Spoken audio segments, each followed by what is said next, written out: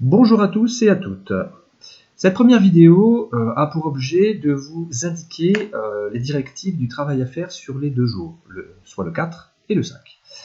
Vous allez devoir créer une vidéo personnelle avec uniquement comme outil votre PC, un logiciel d'édition gratuit qui est Windows Media Maker, qui est intégré déjà dans le Drive, dans la partie logiciel. Vous n'aurez besoin que de votre smartphone, accessoirement de la webcam de votre ordinateur portable, pourquoi pas. D'un accès à internet, ce qui serait intéressant, puisque dans cette vidéo je vais vous donner un cahier de charge bien spécifique. On devra y trouver notamment une musique libre de droit, parce que sinon vous aurez des problèmes après avec YouTube pour mettre en ligne. On va devoir y trouver des photos, on va devoir y trouver un générique de fin, et ainsi qu'un titre, un générique de départ de cette vidéo. Et on va aussi devoir retrouver à l'intérieur, pourquoi pas, des transitions.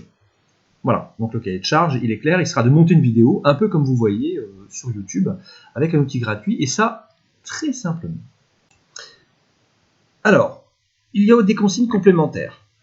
Pour faire ces vidéos d'une façon propre, claire, nette et précise, et ne pas avoir d'erreur entre le moment où vous allez structurer la vidéo et le moment où vous allez produire la vidéo, parce qu'il y a plusieurs phases, hein. Il y a une phase de montage avec un stockage de ce qu'on appelle le projet, ça c'est extrêmement important de retenir ce mot-là, donc le projet, et puis après le moment où on va encoder la vidéo, c'est-à-dire transformer le projet, qui est fait d'une multitude de petits bouts, copier-coller à l'intérieur d'un logiciel, en film définitif qui lui sera exploitable directement sur votre PC, dans un appareil qui est capable de lire des formats de flux vidéo, votre télévision, un lecteur multimédia, etc.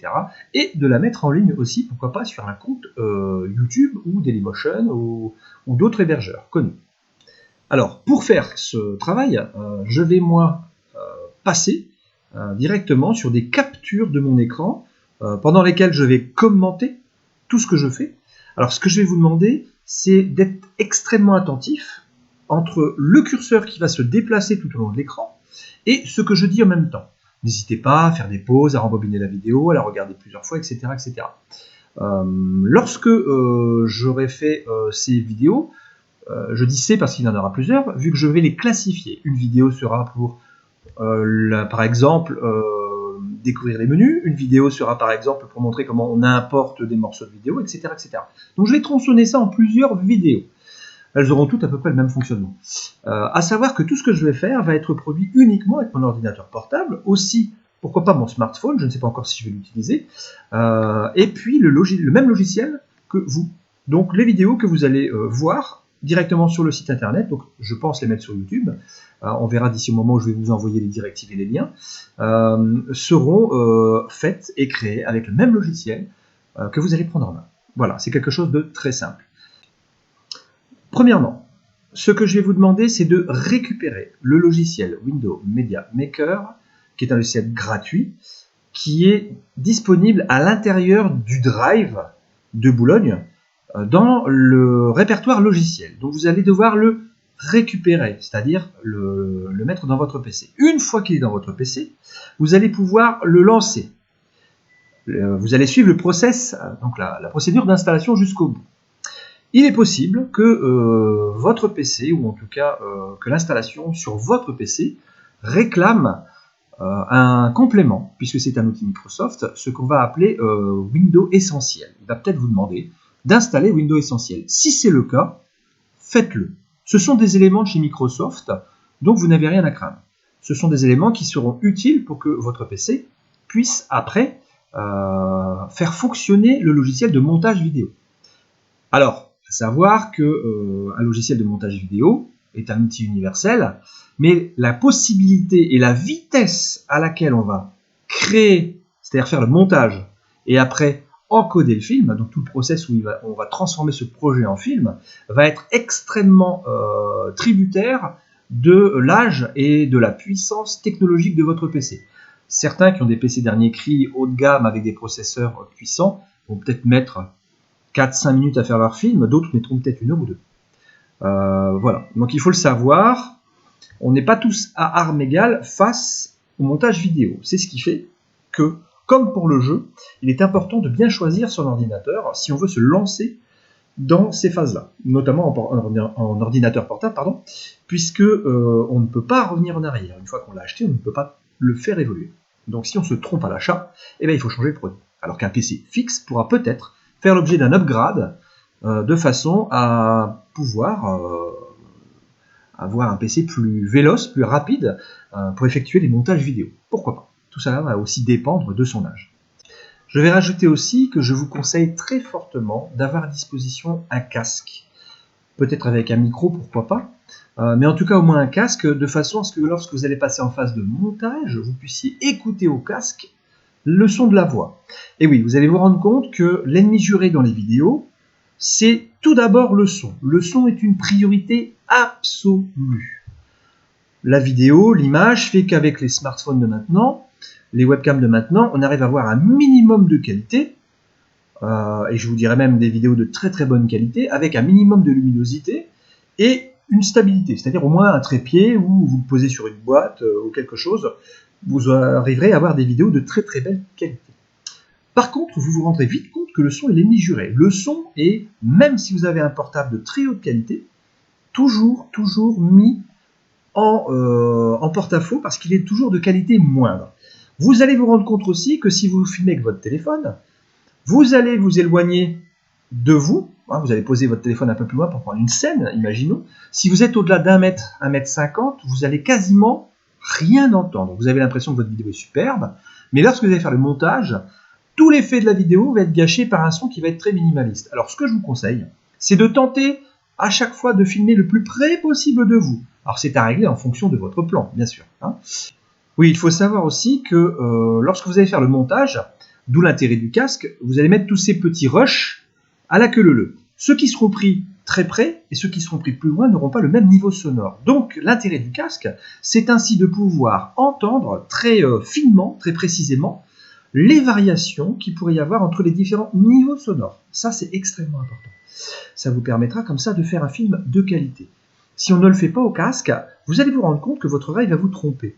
Votre haut-parleur de PC ne sera pas suffisamment puissant pour vous donner un niveau qui soit précis. Alors si demain vous voulez vous lancer dans le montage de films vidéo, pour vous, pourquoi pas, puisqu'il m'est arrivé d'avoir des stagiaires qui, après cet exercice, ont créé leur propre chaîne vidéo pour faire leurs recettes de cuisine, les travaux pratiques qu'ils font à la maison, montrer leur passion, ou les bricoleurs montrer un petit peu comment on arrive à un résultat sur quelque chose, etc., etc.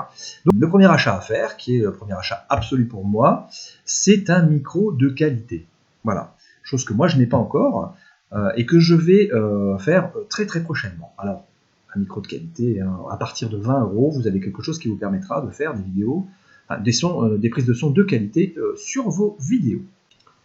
Une fois que l'installation du logiciel sera faite, ce que je vais vous demander, il est extrêmement important de bien écouter cette partie. Je la rappellerai dans les vidéos, donc vous aurez une petite redondance parce que c'est important de prendre ça en compte. Une fois que vous aurez trouvé l'idée de votre film, avec les différentes étapes, vous allez donc les coucher sur le papier en créant ce qu'on appelle un storyboard. C'est un peu à la manière des scénaristes, on vient créer comme ça une ligne de vie où un dessinateur ferait comme ça des cadres, des dessins successifs, de façon à montrer quelles sont les étapes clés du film et de pouvoir procéder après à leur enregistrement vidéo sous forme de rush, de morceaux, exactement comme est fait un film de cinéma. Après, tous ces morceaux étant prévus, planifiés dans le storyboard, il est assez simple de pouvoir les remettre ensemble ou dans le bon ordre au travers du montage. On est dans le même principe que le cinéma. Donc, vous devez créer un storyboard.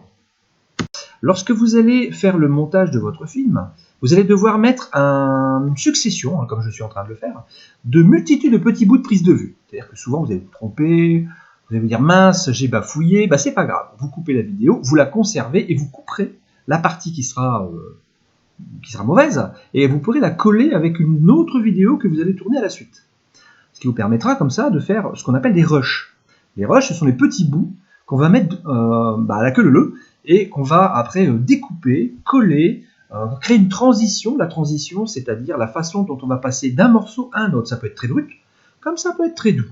On peut avoir une image qui va disparaître, l'autre qui va apparaître, alors qu'on peut très bien avoir tout à coup une image qui s'arrête et hop, automatiquement un saut et une reprise derrière. Donc tout est faisable. On peut faire un damier, un petit peu comme les transitions qu'on trouve dans PowerPoint. C'est exactement le même schéma de fonctionnement.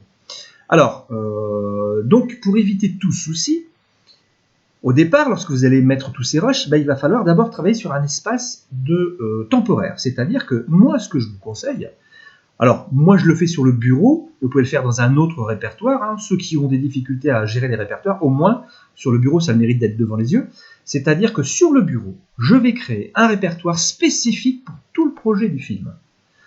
Et je mettrai tous les petits bouts, c'est-à-dire que je pourrais y mettre les fichiers son, des MP3, des musiques, si on veut y mettre des musiques dans notre film. Je pourrais y mettre tous les petits bouts de vidéo qui étaient dans mon téléphone portable, ou sur mon ordinateur, que j'ai envie d'intégrer dans ce film, et les images, etc. Donc vous l'avez bien compris, il faut tout centraliser dans un seul et même répertoire. Pourquoi? Pour éviter justement qu'après, si jamais par inadvertance vous bougez un élément, lorsque vous aurez monté tous ces éléments dans le logiciel, il va y avoir un trou. Vous bougez un élément, hop, cet élément va disparaître, le logiciel va dire attention, j'ai un trou, donc je ne peux pas faire le film. Et ça risque de modifier tout votre projet. Notamment si vous avez calé le son par rapport à l'image, j'entends par là les musiques, si vous avez fait là une petite transition là, vous avez découpé, tout va bouger. Puisque forcément, un élément va disparaître, votre projet va bouger. Donc ça peut vous gâcher des centaines d'heures de travail. Alors je dis centaines, ça c'est quand vous allez faire des grands films, au début, pourquoi pas, parce qu'après ça va très vite, une fois qu'on a pris la main, bien sûr, hein, vous savez, hein, c'est un peu comme le vélo, une fois qu'on a réussi à faire ses premiers mètres, ça va beaucoup plus vite. Voilà, mais en tout cas, il est extrêmement important, première des règles, de travailler dans un répertoire unique, de ne jamais enlever des éléments qui seraient intégrés dans le film. On peut en rajouter après et les réintégrer, ça c'est pas gênant, mais c'est les enlever alors qu'ils seraient dans votre projet qui est gênant. Et vous pouvez après aussi absolument éviter de changer les noms de ces fichiers pour vous y retrouver. Imaginons, je ne les retrouve pas, je veux changer les noms. Vous pouvez le faire, mais avant de les avoir glissés dans votre projet. Sinon, encore une fois, le logiciel va dire je ne trouve plus mon fichier d'origine. Oui, si vous l'avez enlevé ou si vous avez changé son nom, ça revient à la même chose. Le logiciel va être complètement perdu. Alors, dans certains cas, je vous montrerai, j'espère pouvoir vous montrer au travers des vidéos, il est possible de pouvoir tenter de le récupérer en essayant de retrouver le lien. Mais c'est du travail et des soucis supplémentaires. Donc, évitez. Ce sera beaucoup plus pratique. Voilà, sur ce, je vous laisse. On va tranquillement passer à la partie prise de vue directement sur le bureau, puisque vous êtes censé maintenant avoir créé un répertoire unique sur votre bureau, avoir téléchargé et installé Windows Media Maker, et au cas où, les éléments, justement Windows Element, qui auraient pu être demandés par votre ordinateur. Voilà, c'est tout. Pour l'instant, on s'arrête à ça, et on passe à la suite. Allez, à tout à l'heure.